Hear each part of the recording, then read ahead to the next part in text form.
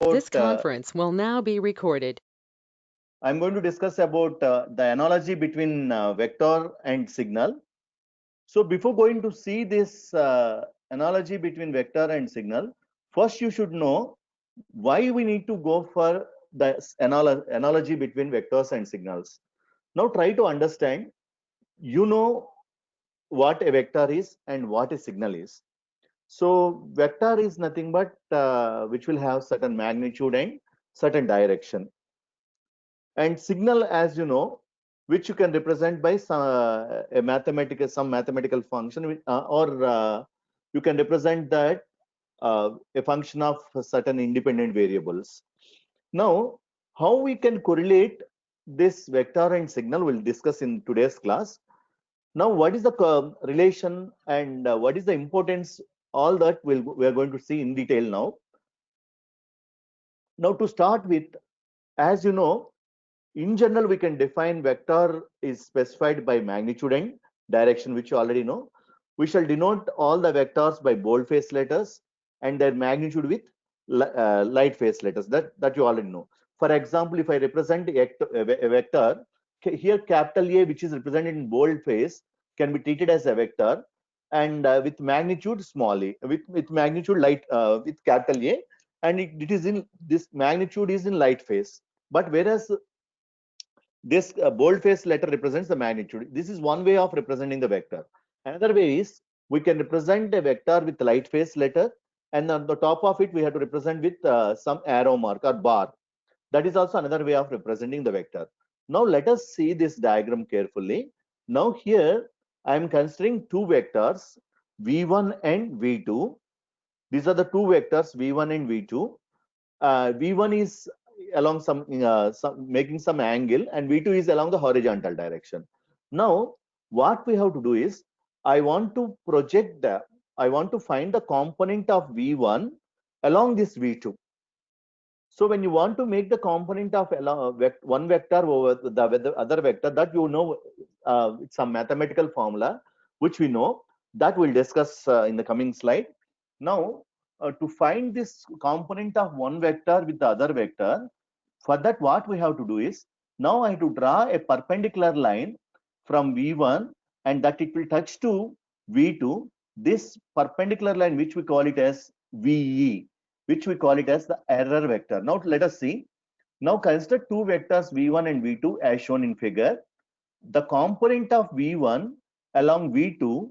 Now when this component of vector v1 along v2, which you can represent it as c1 to v2. This is the component represent. This is the representation of one vector over the other vector in the direction. This c1 to v2 is the component of vector v1 along v2 direction. Similarly, suppose you can make the component of v2 along v1 also. That is also possible. That you can write c21 v1 we have to write. That is how you have to write it.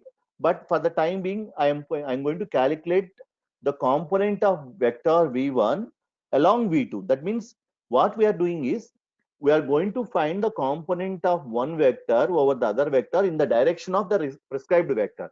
Here the direction of the prescribed vector is v2, and I'm going to find the component of v1 in the direction of v2. So that is represented by c1 to v2. Now geometrically the component of vector v1 along v2 is obtained. Now you have to draw a perpendicular from v1 and that will touch along v2. This is how you have to draw the perpendicular. That perpendicular line which I represented here is VE. Now, if you observe this, I have the component C1 to V2, I have the error vector VE, and I have V1. So can you apply this vector addition or vector subtraction principle? Then the vector V1 can be expressed in terms of V2 like this. V1 equal to C1 to V2 plus VE. This just I'm using the concept of parallelogram rule or head to tail rule. That's what the simple principle I applied here. Just head to tail rule or parallelogram rule of finding the um, sum of two vectors. Right now, if we are asked to approximate the vector v1 in the direction of v2, then v represents the error in this approximation. So VE, we call it as error approximation. So if we approximate V1 by C12, that means automatically now observe this equation carefully. I am writing V1 equal to C1 to V2 plus VE. Suppose if VE is 0, then I can write it as V1 is approximately equal to C1 to V2. So we can write if we approximate V1 by C12, then automatically the error in approximation VE should become 0. So it is now how you can write this. So we know the component of vector V1 along V2 is given by C1 to V2. Here C12 is chosen such a way that the error vector is minimum. Now try to understand. So if error vector is minimum, I can select the C12 which is a suitable value. Now for that, what we have to do is, now we are going to interpret this by a mathematical way. Now how we can do this is, let us now interpret physically the component of one vector over the other vector that you already know. So it is clear that larger the component of a vector along other vector, the more closely do the vectors resembles. So now try to understand when the error vector is 0. Now observe this diagram carefully. Suppose if V is more, then V1 and V2, they are far away. That means they are not close to each other. If V is 0, that means V1 is falling on V2. So we can say that if error is minimum, then V1 and V2 are closely resemble to each other. They are closely matching to each other. Otherwise, they will not match. So what we have to do is, I want to match V1 to be same as V2. So I have to minimize that error. To minimize that error, now observe it. So if the component of vector V1 along V2 is given by C1 to V2, then the magnitude of C12 is an indication of the similarity between the two vectors. So how these two vectors, how they are to be decided by the parameter C12.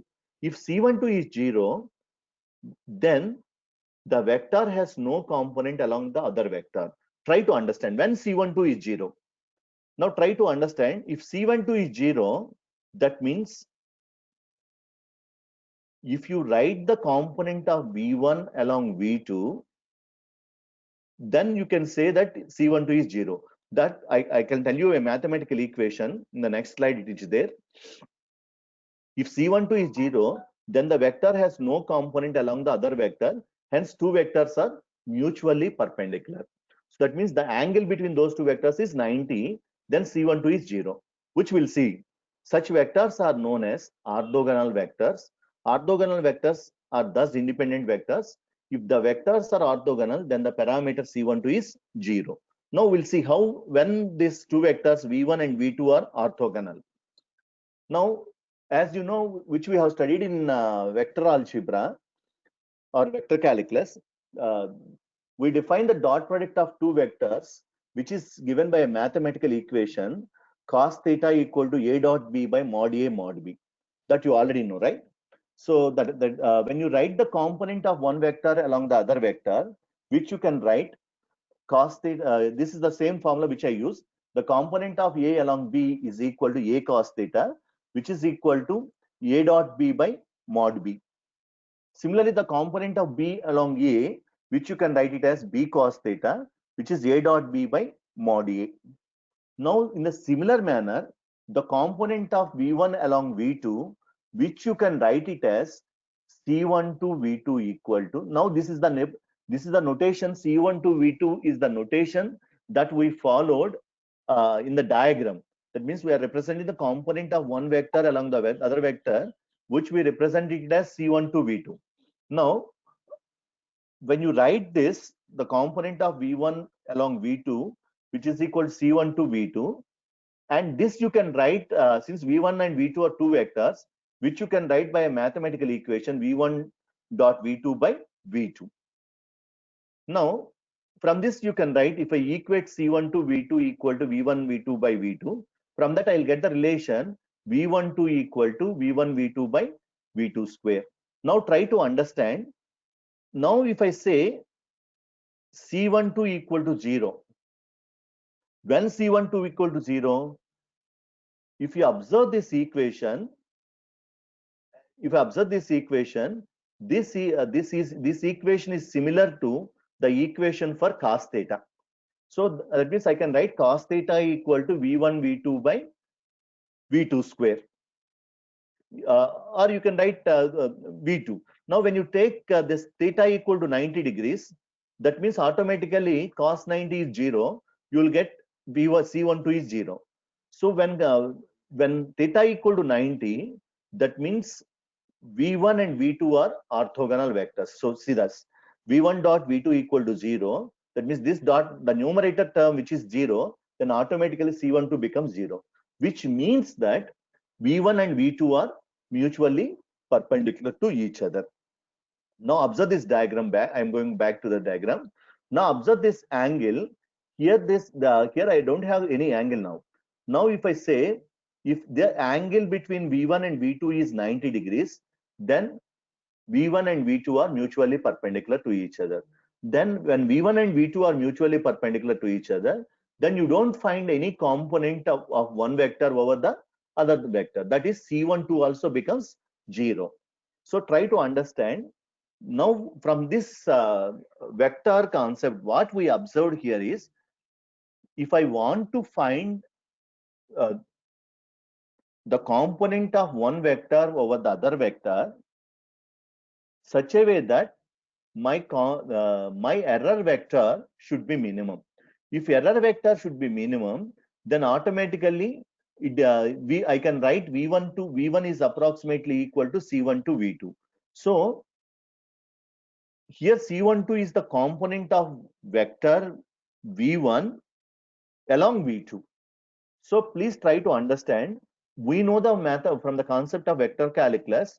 The component of one vector over the other vector is given by a mathematical equation like this, which is a cos theta equal, now you know the a cos theta equal to a dot b by b mod b, or you can write the component of b along a, which is b cos theta, which is equal to a dot b by mod a.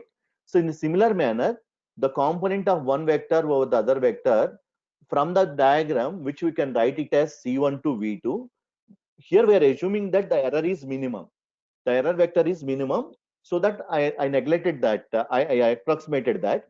So we can write this, the component of V12 along V2, which you can write from the diagram, is C1 to V2. And from the mathematics, from the concept of dot product of two vectors, which you can write it as V1 V2 by V2. From this you will get the relation C12 equal to V1 V2 by V2 square. This you can write it like this. Now, if, from this equation I can say that if C12 is 0, then the dot product of V1 and V2 is also 0. When the dot product between the two vectors is 0, then we can say that those two vectors are mutually orthogonal to each other. I hope, can you understand this concept? Please type it in the chat box. Can you follow this, or shall I repeat it once again? Please type it in the chat box. Have you followed this, the concept? Yeah, it's a simple thing. Just please try to understand. The concept is very simple. Here we are finding the component of one vector over the other vector. When you're finding the component of one vector over the other vector, from the mathematical sense, we need to prove it using this formulas. But while doing this in a graphical representation, we have to use parallelogram rule or head to tail rule to represent the relation between V1, V2 and the error vector. So if I want to make that relation V1 is equal, the actual equation is V1 equal to C1 to V2 plus VE. But if I assume that the error is minimum, then automatically I can represent V1 should be approximately equal to C1 to V2. So that means the component of one vector over the other. You may ask a doubt here, why I made that VE is 0. So what we are assuming, I want to find the component of one vector over the other vector. If I want to find the component of one vector over the other vector, then the error vector should be 0. That's the reason. Please try to understand. If you see this diagram, you can understand that what we have to do here is you are finding the component of V1 along this V2 direction. But when you are finding the component of this along this direction, this is not having, this should not have much effect. So this should, when you're projecting this on this, automatically this become this VE should go to 0. So we are assuming that the actual equation is V1 equal to C1 to V2 plus VE. But when you project it on from one vector over the other vector, then it becomes V1 equal to C1 to V2. That's the reason. Once after having that, then you can find the component. This should be 0 when these two vectors are, the dot product of these two vectors 0. As you know, when I say the dot product of two vectors are 0, those two vectors are from the concept of vector calculus, vector algebra. When the two vectors are, the dot product between two vectors are 0, they are mutually perpendicular to each other. Such vectors are known as orthogonal vectors. So this is how we are going to prove uh, the concept of vectors for finding the component. If this component is minimum, then the dot product of these two vectors should be 0. When the dot product is of these two vectors are 0, then automatically these two vectors are mutually orthogonal to each other. Now we are going to extend the same concept to signals. Now when we say the signals, you may ask why we are going to apply the concept of vector comparison and orthogonality to signals. Please try to understand. When this concept which you are going to use is you are approximating one signal with respect to other signal. To do that approximation, so we need to consider two signals now. Let us assume that we consider two signals f1 of t and f2 of t. Now we want to approximate f1 of t in terms of f2 of t over a certain time interval. Try to understand this. Now try to understand here what is f1 of t and f2 of t. Here f1 of t is one waveform which is a signal, and f2 of t is also another signal which is of not of the same type. Let us assume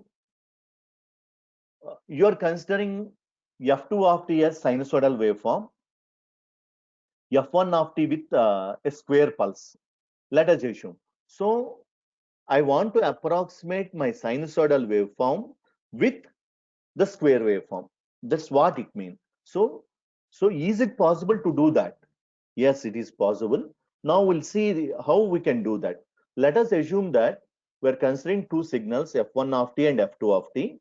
We want to approximate f1 of t in terms of f2 of t over certain interval. So since we are going to do this, since it is a signal, it is having infinite time interval, but some signals may be finite time interval signals also. We are considering finite time interval now. We are considering t1 to t2. In this time interval, I am going to write the relation between f1 of t and f2 of t like this. f1 of t can be approximated c12 into f2 of c12 into f2 of t. Now we shall consider c12. Now this c12 is nothing but the component now. We shall now choose this C12 in order to achieve the best approximation. Now try to understand. Suppose when these two are equal, if I say f1 of t is approximated equal to c12 f2 of t, if c12 is equal to 1, then I can say that f1 of t and f2 of t are equal. They're of both the signals are of same type. Now to do this, we must find c12 such that the error between the actual function and the approximated function should be minimum. Now try to understand. We are going to represent the error function. If error is already we observed that in the case of vectors also, the error vector, when the error vector is minimum, automatically I can say that v1 and v2 are closely matching to each other. So if I want to find the error vector which is minimum, then automatically these two vectors are close. Those two functions are same. Now let us define the error function like this. Error function, which you can write by a mathematical equation, fe of t as fe of t equal to f1 of t minus c12 into f2 of t. Now try to understand what is this. This f1 of t is the actual function. This c12 f2 of t is the new function which we want to approximate to get f1 of t. So that means my actual function and the approximate function, if I subtract it, then automatically I'll get an error. If error is less, automatically these two are close to each other. These two are close to each other. Now, when this error is less, all I can say, when the error is 0, if error is 0, then automatically I can say that this C12 is equal to 1, then automatically F12 should be approximately equal to F2t, then automatically error becomes minimum. Now we'll see how to do this. So while doing this minimum function, error function, now one possible criteria for minimizing this, what the interval is, you need to consider the average value. When I consider the average value, since it is a time function, you need to write the mathematical formula for the average value like this: 1 by t2 minus t1 is the time duration between the signal, and integral t1 to t2, and this error function, you have to write it. But here we have a small problem with this mathematical equation. So while finding the error, you are considering the average value for over the interval. But when you're considering the average value, in certain cases, suppose you want to approximate one function with a null function, then this creates a lot of problem. We'll see what is that problem. Now, this criteria is inadequate because there can be large positive and negative errors present. They may cancel one another in the process of averaging. So while doing this interval, you will get positive values as well as negative values. Sometimes you may cancel it, and the process of averaging and giving the false indication that the error is 0. So if we go for averaging over certain time interval, you will get large number of positive values and large number of negative values. Sometimes they may get cancels each other, and it leads to the error is 0. For example, suppose if we consider a function sine t, this is one function with a null function 0 over the interval 0 to 2 pi. Now what you will get actually, well, when you are approximating that, if we take the average error, the average error will be 0, but which is indicating that sin t cannot be approximated to 0. So this over the time interval 0 to 2 pi. So please try to understand. If you observe 0 while you're taking the function 0 with sin t, but when you plot the graph for sin t, you'll get the graph for sin t which is varying from 0 to 2 pi. It will give 0 only at certain instants of time. So instead of considering the average value for finding the error, which should be minimum, we need to go for mean square value. So please try to understand. Instead of finding the average, we are going to find the mean square value. This is the formula: 1 by t2 minus t1 integral t1 to t2. This is nothing but your error function fe of t dt. This function, which we call it as the average value. This function, which we call it as the average value. So instead of calculating the average value for minimizing the error, we need to go for mean square value. So that means the average is nothing but mean. So instead of calculating this, you need to square it, and we need to do that. So thus, to minimize the average or the mean, the mean of the square of the error instead of error itself. So you need to consider mean of the square. So mean square value we need to consider. Now observe it. What is that mean square error? So instead of considering Fe of t, now we are considering Fe square of t. Now try to understand. Now what we are going to do, Fe square means we are going to represent this by a function epsilon, and we can write the formula 1 by t2 minus t1, all this. Here earlier we don't have this square. Now try to understand why we are, what is the problem with mean average value or the mean value. So the problem with the average or mean value is while doing the approximation, while doing the simplification, for minimizing the error, you'll get certain positive errors and you'll get certain negative errors over the interval.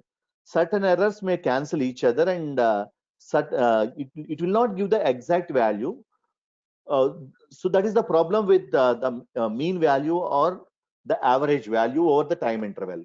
So to overcome that, instead of using mean value, we have to use mean square value. That means what we have to do, we have to consider, earlier we used only Fe of t dt. Now we have to write, instead of this formula, this part is same. Instead of using Fe of t now, we have to use Fe square of t. Now it looks like Fe is nothing but F1 of t minus C12 F2 of t. It looks like A minus B whole square, right? Now to find the minimum value, now try to understand. I know I have a function. I want to find the minimum value. So what we have to do? This you already studied in special functions or mathematical functions. If I want to find the minimum or maximum value, you take that function and differentiate it and make it to 0. You will get the minimum or the maximum value. Now I want to find the value of C12. For what value of C12 this function gives minimum value, that I want to find. So to do that, I have to write d epsilon by dC12, which should be equal to 0. I think you got the point. I think here we represent the equation for the mean square error, that is represented by epsilon. But to find the minimum value, you need to differentiate this with respect to C12, and you have to equal to 0. Then for that value of C12, you will get the error which is minimum. That we need to find that. Now to find that, now I have this function. You need to differentiate this. So when you're differentiating, you have to write d by dC12 of all this one, which is equal to 0. Now while doing this, it looks like A minus B whole square. Now you have to expand that. While doing this expansion, A minus B whole square, all that. Now try to understand this. Here, this first part of integration is 0. Try to understand why this first part of integration is 0. First, you take this d by dC12 outside. Now you take any function f1 of t, you integrate over the time interval t1 to t2. That value you will get certain value, which is a constant value after applying the limits. When you differentiate, since it is independent, this function is independent of C12, automatically when you differentiate this can be a constant. So automatically this part of integration will gives you 0. So first integral is absolutely giving 0. Whereas now this part of integration, while doing this this part of integration, here you are going to, after differentiating it,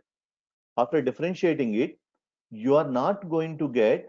Now please try to understand, please try to observe this equation carefully. It looks like A minus B whole square.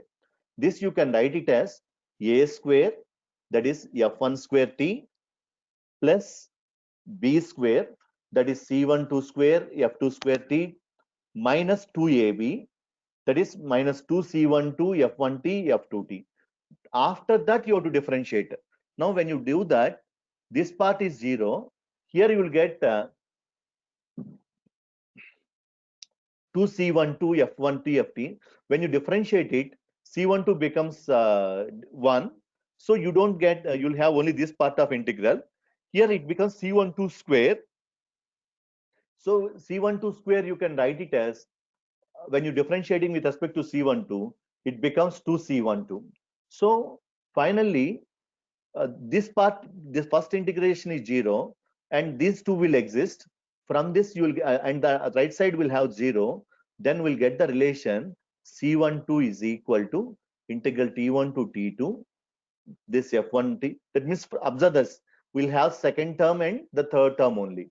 We don't have the first term, because as you're differentiating this, similarly we have to differentiate all these terms, but we did it already. So this part of the integration only becomes 0, and the rest of the two terms already we did the differentiation, and already this after doing this differentiation we'll get these terms. So finally you'll get the relation C12 equal to this one. Now observe it. Now I'm going to bring the concept of the relation for C12, which we studied in vectors. Now we have the relation for vectors. C12 is equal to this one. Now if you compare equation 1 and 2, now the component of one vector with respect to other vector, if C12 is 0 here, then I can say that these two vectors are orthogonal to each other. Now if C12 is 0, then how, from this, what I can say, this total, the integral which is there in the row, which is there in the numerator, should be equal to 0, which means that the function f1 of t and f2 of t, they are mutual orthogonal functions. Please try to understand. So here I'll tell you a simple example.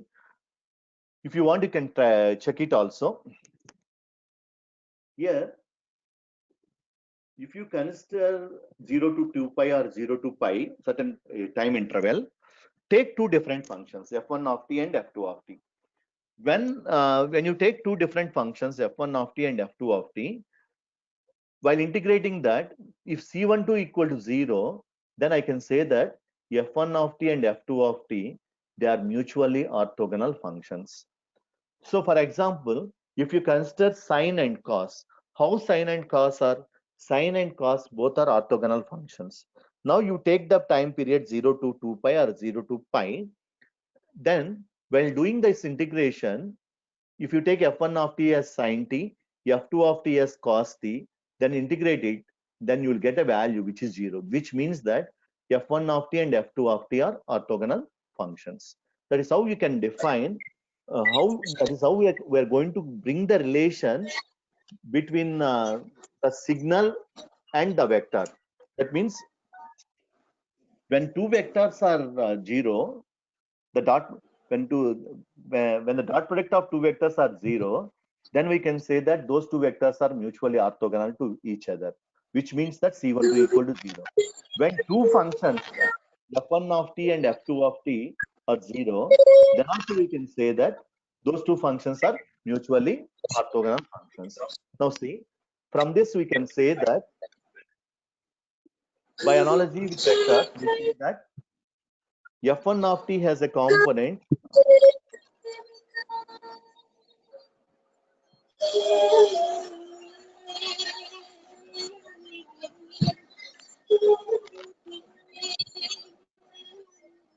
Ravalika, please keep your 420. Ravalika, keep your mobile in mute. Ravalika, mobile mute lo pettandi.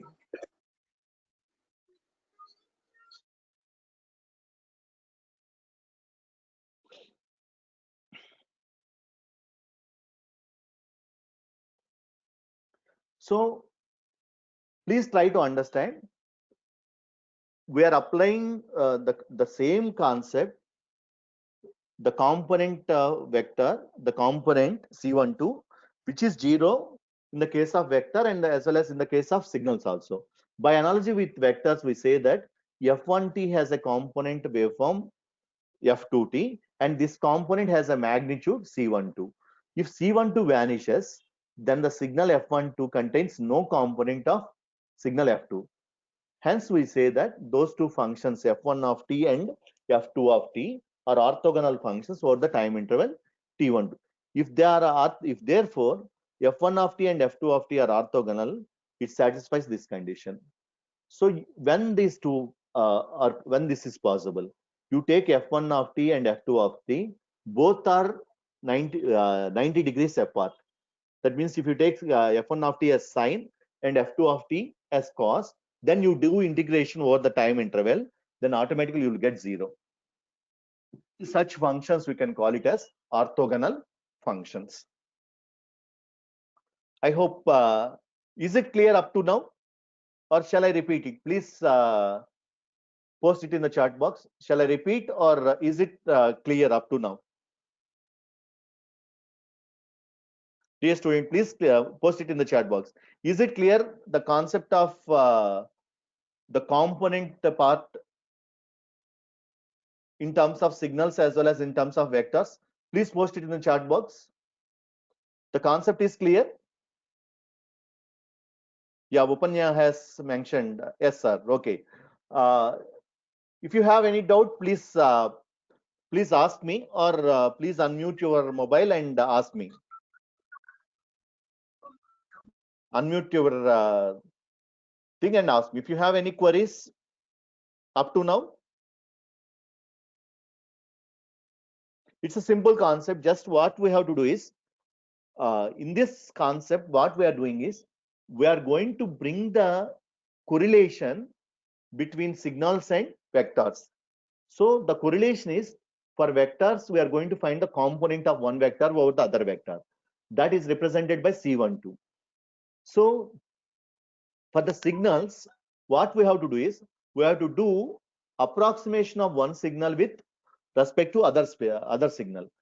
So that is while doing the approximation, we are going to represent the parameter of approximation as C12.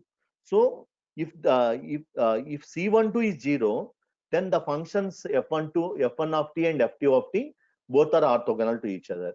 Similarly, if C12 is 0, the vectors v12 and v1 and v2 are orthogonal to each other. That is how we are going to use this concept analogy between vectors and signals. For now, from this concept, what we came to conclude is, if the component of one vector with respect to other vector is 0, then I can say that those two vectors are mutually perpendicular to each other, or they're orthogonal to each other.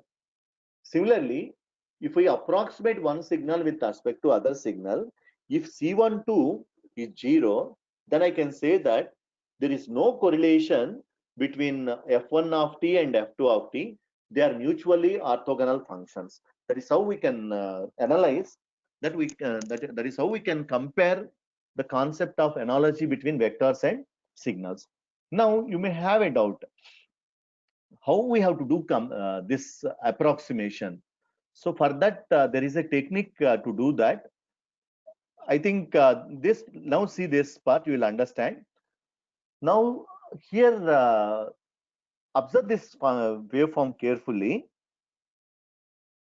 Here I have two waveforms. One is a square pulse and the other one is a sinusoidal pulse, sinusoidal waveform.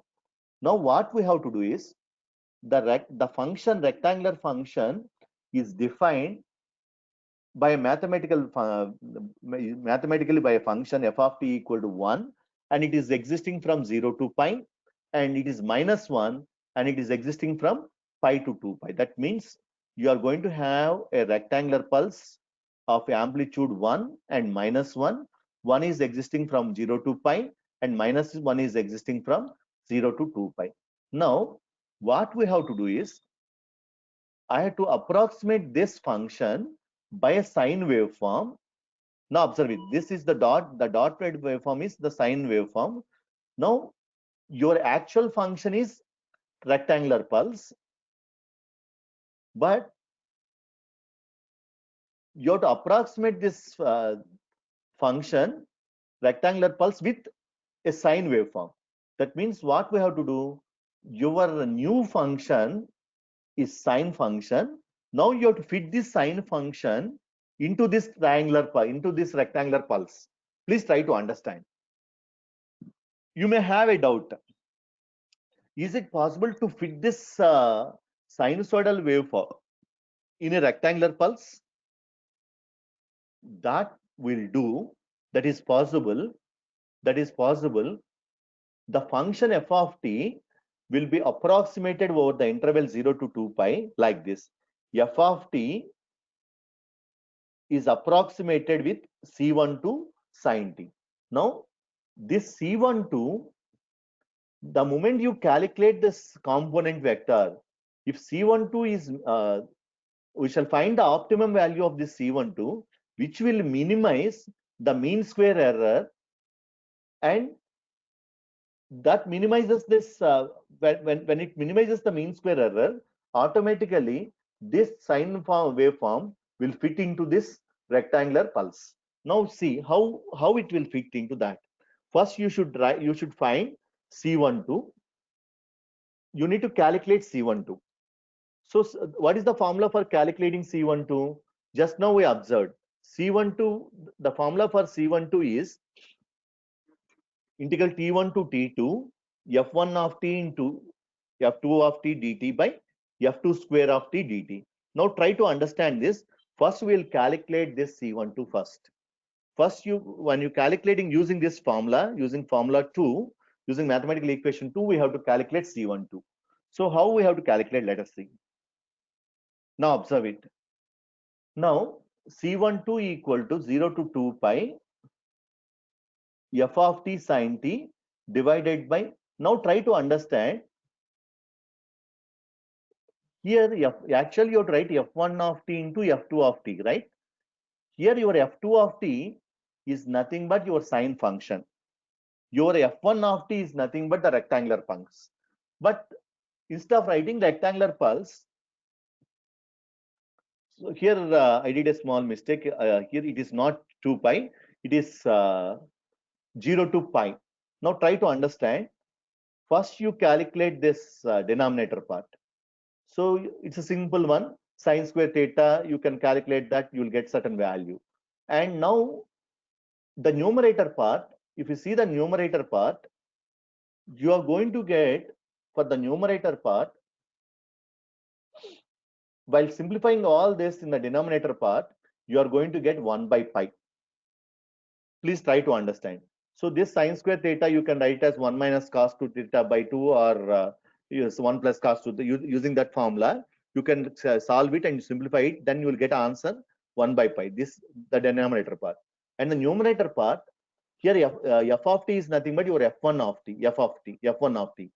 What is your f1 of t? Your f1 of t is nothing but the rectangular pulse. Now try to understand. Here in this waveform, your f1 of t is the rectangular pulse and f2 of t is your sinusoidal waveform. That means the approximated function is sine. You are approximating the sine rectangular pulse by a sine waveform. So sine function is to be approximated with a rectangular pulse. Now you calculate that. Now once if you calculate that, you will get a value. After simplifying that, you will get 4 by pi. That means the amplitude of the approximated function is 4 by pi sin t. Now try to understand here.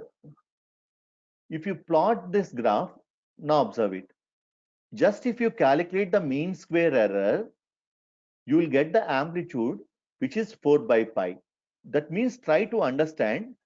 I can calculate C12 such that the amplitude, my sinusoidal waveform amplitude is 4 by pi sin t.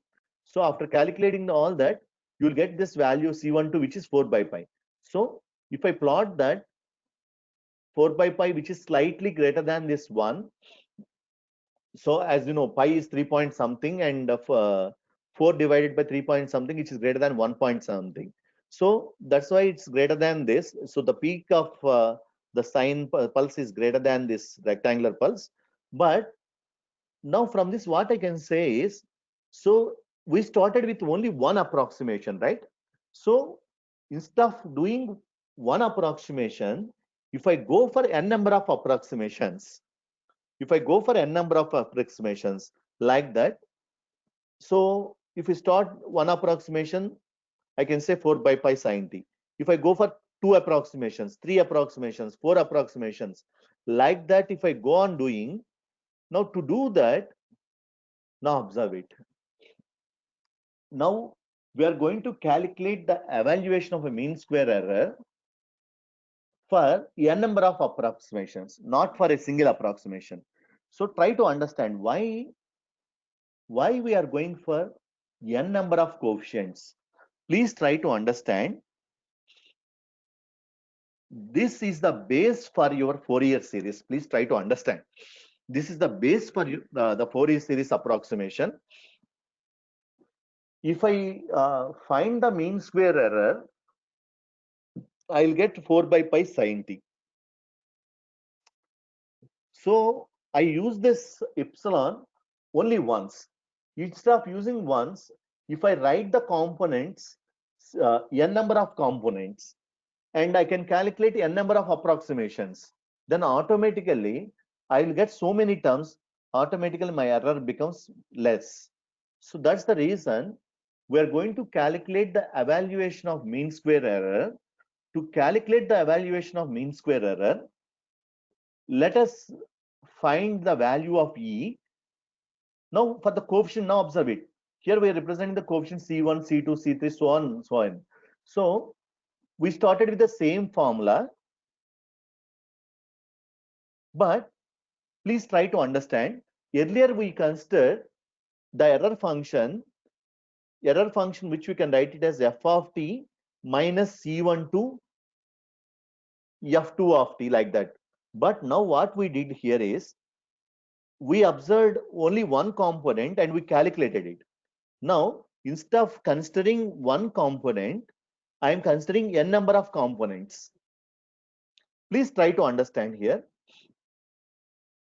For one component, I can say I'll get 4 by pi into sine t. Suppose if I consider two components like C1 and C2, or C1, C2, C3, so on, like that, Cn, then this equation which I have written here, only for representing only one component. Now what I have to do is I have to use the same equation. Instead of f1 of t, I consider it as f of t. This portion here I consider only one component. Now what I have to do is I have to consider n number of components. Instead of single component, now I'm considering n number of components. I have to use the same equation. Now please observe this equation carefully. Now I have to write epsilon, but this I can write it as sigma.